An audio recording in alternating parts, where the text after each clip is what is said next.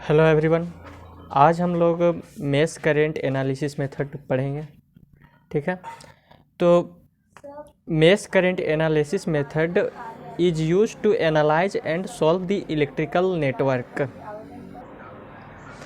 having various sources or the circuit consisting of several meshes or loop with a voltage or current sources. It is also known as the loop current method. यानी कि mesh current analysis method का use हम लोग करते हैं कोई भी electrical network को सॉल्व करने के लिए। ठीक है, जिसमें है सो बहुत सारा सोर्स है सो लगा हुआ हो सकता है। जैसे कि यह एक इलेक्ट्रिकल नेटवर्क है, इसमें दो सोर्स लगा हुआ है जैसे V1 और V2।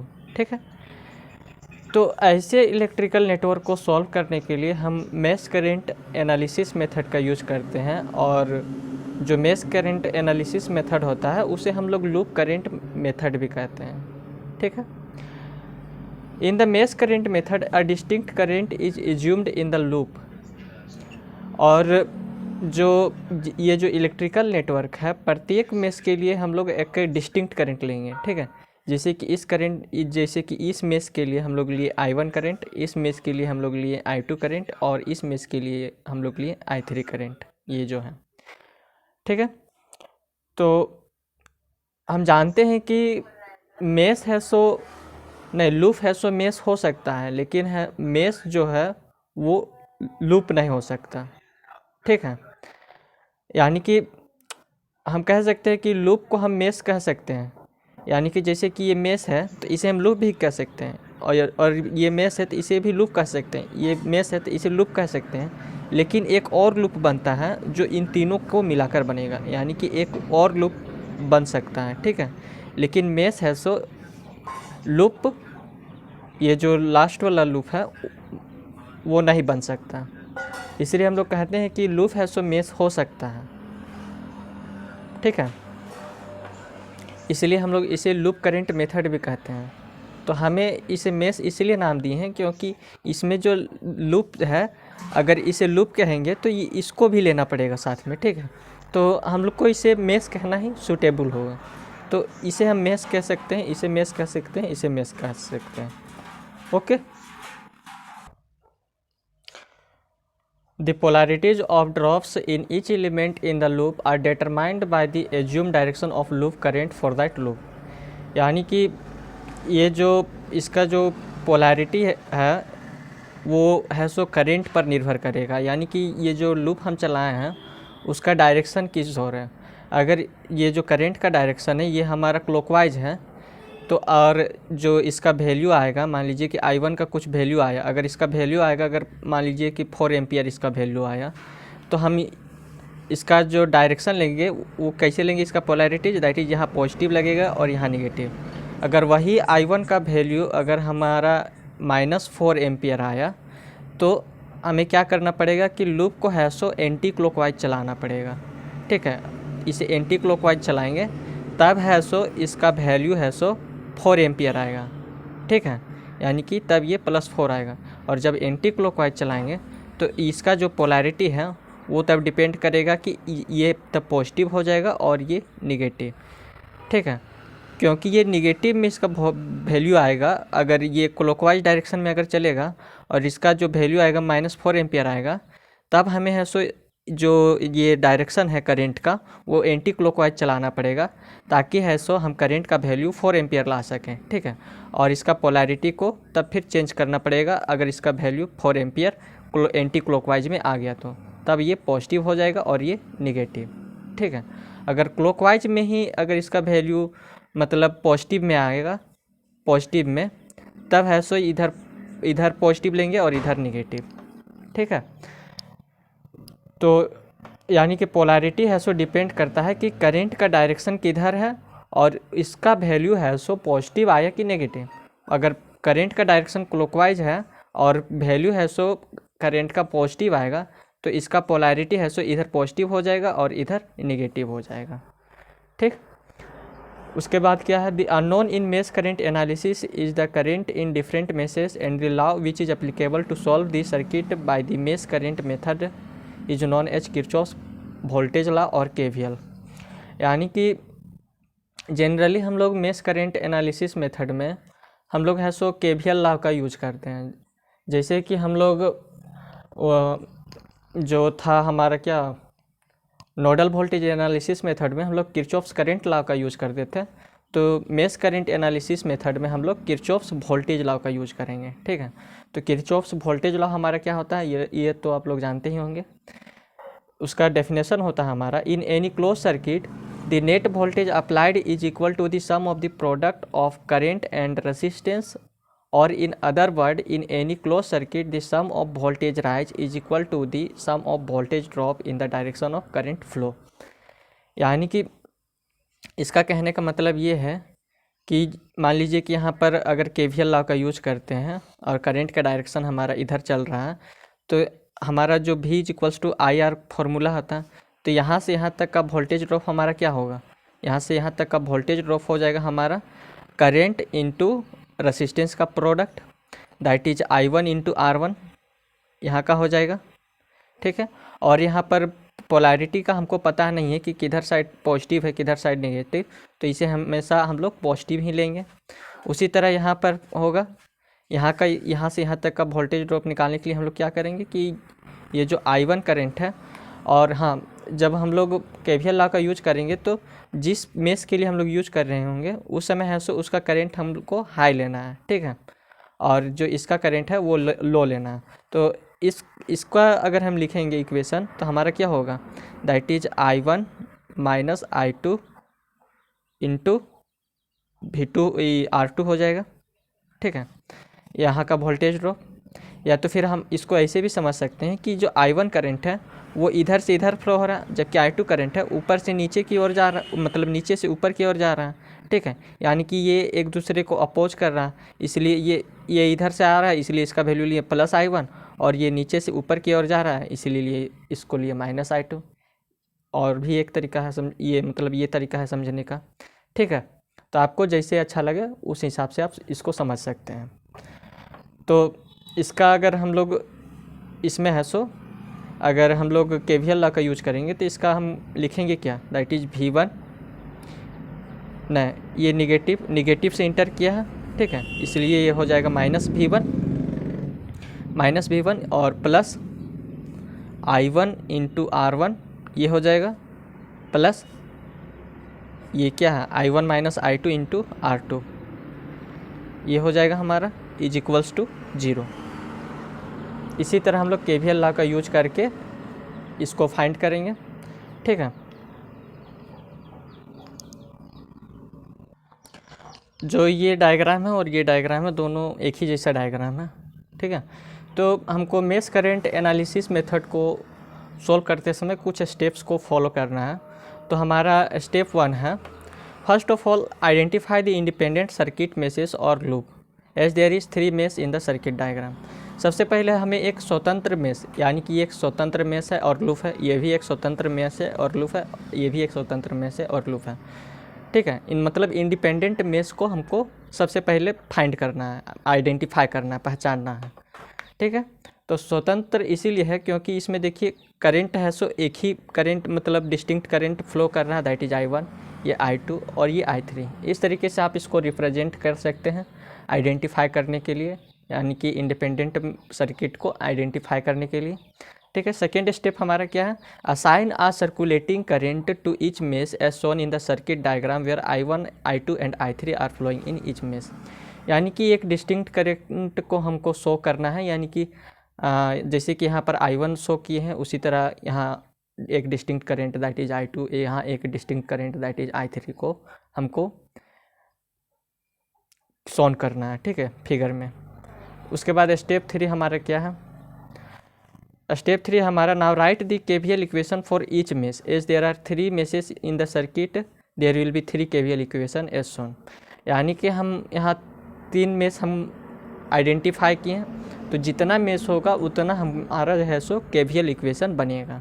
ठीक है, तो जो मेश 1 है ये हमारा मेश 1 है, ये मेश 1 है हमारा।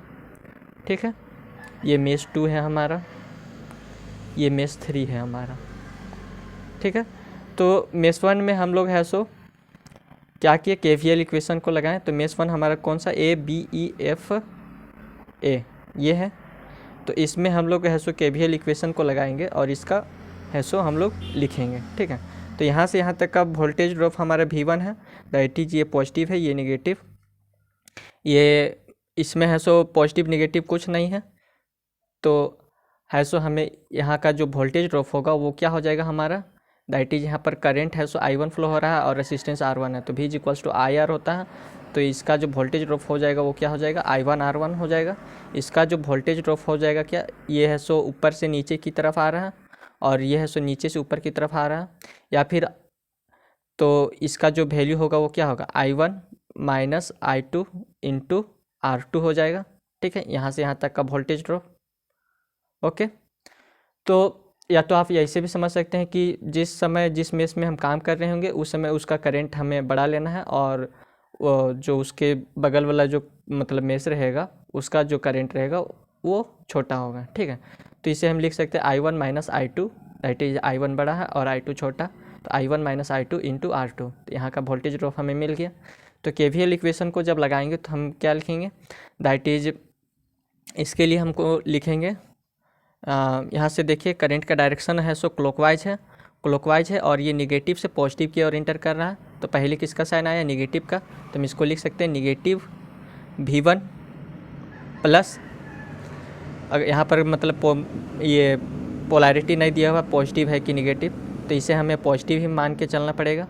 तो पॉजिटिव I1 R1 हो जाएगा प्लस, यहाँ पर भी नहीं दिया हुआ है पोलैरिटी हमारा, तो इसका भी हम पॉजिटिव मान के चलेंगे, तो plus I1 minus I2 into R2 is equals to 0।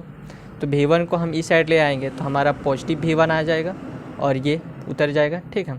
उसके बाद I1 R1 वैसे ही रहेगा, I1 R2 को I1 से इंटू करेंगे तो I1 R2 बनेगा, R2 को माइनस I2 से इंटू करेंगे तो माइनस I2 R2 बनेगा इज इक्वल्स टू V1, ठीक है। तो यहाँ पर देखिए I1 R1 और I1 R2, तो यहाँ से I1 हम कॉमन ले लिए और R1 प्लस R2 अंदर हो गया, ठीक है।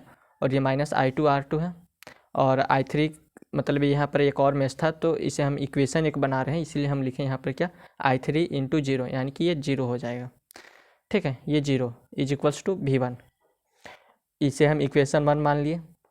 उसी तरह हम ऐसो KVL इक्वेशन का यूज करेंगे इस मेष के लिए BCGFB में, ठीक है। तो इसमें यूज करेंगे तो हमारा जो यहाँ से यहाँ तक का जो वोल्टेज ड्रॉप है वो क्या होगा, दैट इज इस मेष के लिए हम जब काम करेंगे तो इसका है सो करंट हम लोग ग्रेटर मान के चलेंगे। तो यहाँ से यहाँ का वोल्टेज ड्रॉप हमारा क्या हो जाएगा, I2 इंटू R3 हो जाएगा। यहाँ का वोल्टेज ड्रॉप हमारा क्या होगा, यहाँ का वोल्टेज ड्रॉप हमारा होगा दैट इज ये हो जाएगा हमारा I2 minus I3 into R4, ये हो जाएगा हमारा। और यहाँ का वोल्टेज ड्रॉप हमारा क्या होगा, दैट इज I2, यहाँ मतलब इस मेष के लिए काम कर रहे हैं तो I2 ग्रेटर हुआ, तो हम इससे लिख क्या सकते हैं I2 minus I1 into R2, यहाँ का वोल्टेज ड्रॉप, ठीक है। तो KVL लॉ का यूज करेंगे। तो यहाँ पर है सो किसी में भी है सो पोलैरिटी नहीं दर्शाया गया है, तो सभी को हम पॉजिटिव मान लेंगे, ठीक है। इसका भी साइन पॉजिटिव, इसका भी साइन पॉजिटिव। तो इसके लिए हम इक्वेशन क्या लिखेंगे, दैट इज यहाँ का voltage drop I2 into R3 minus I2